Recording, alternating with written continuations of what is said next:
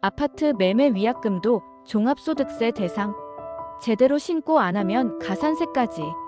오늘은 많은 분들이 놓치고 있는 아파트 매매 위약금 신고 의무에 대해 이야기해 보려 합니다.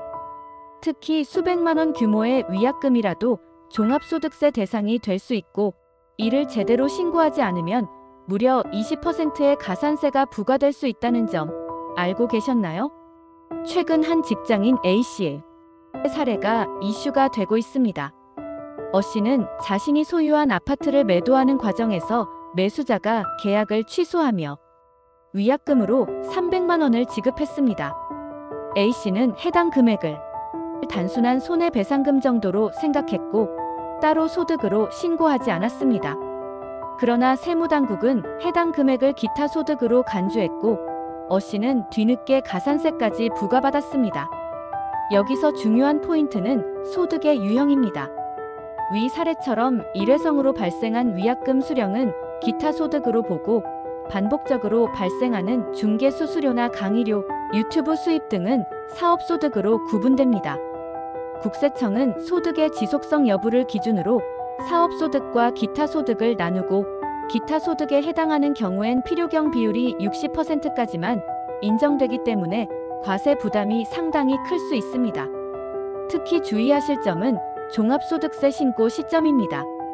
2025년 5월 종합소득세 신고 대상자는 무려 1285만 명.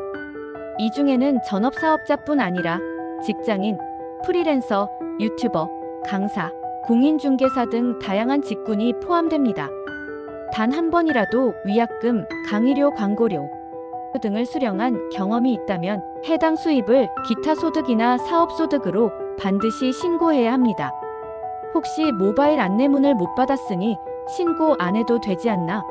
라고 생각하셨나요? 국세청은 안내문을 받지 못했더라도 소득이 있다면 반드시 자진 신고해야 한다고 명확히 밝히고 있습니다. 안내문은 단순 참고 자료일 뿐이며 실제 소득 발생 여부가 가장 중요한 기준입니다.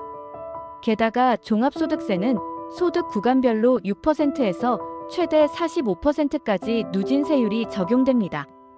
예를 들어 연간 소득이 1,200만 원이라면 6%, 5천만 원을 초과하면 35% 세율이 적용될 수 있습니다. 그리고 정확히 신고하지 않거나 누락이 발견되면 기본 세금의 20%의 무신고 가산세, 심지어는 부정행위로 간주될 경우 최대 40%의 가산세가 부과될 수도 있습니다. 여기에 더해 과소신고 시엔 10% 추가 가산세까지 발생합니다. 이제 많은 분들이 묻습니다. 이런 위약금이나 일회성 수입도 꼭 신고해야 하나요? 그 답은 명확합니다. 소득세법상 기타 소득으로 간주되는 모든 수입은 신고 의무가 있으며, 이를 누락할 경우 과태료나 가산세가 부과될 수 있습니다. 특히 부동산 시장에서 계약 파기 사례는 적지 않죠. 계약이 무산되면서 위약금으로 수백만 원을 받았는데 단순한 벌금 정도로 생각하고 신고를 누락하는 경우가 많습니다. 하지만 이 역시 명백한 기타 소득입니다.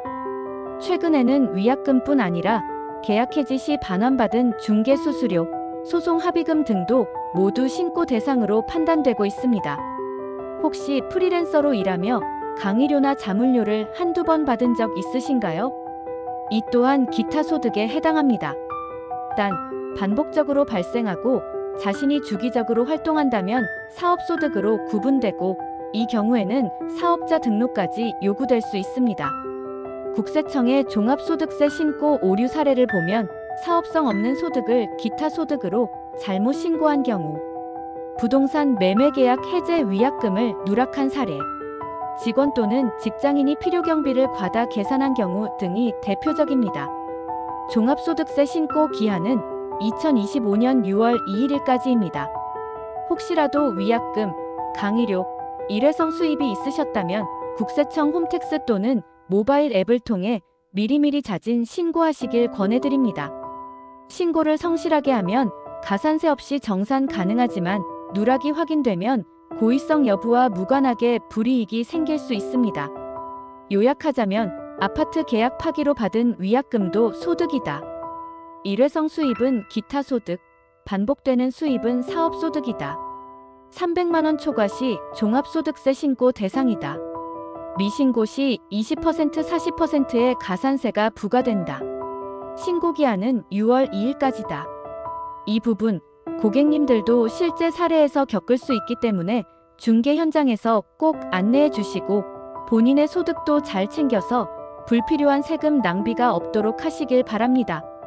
오늘 영상이 도움이 되셨다면 좋아요와 구독 부탁드리고요. 앞으로도 부동산 실무와 세무 상식, 정책 변화까지 빠르게 전해드리겠습니다.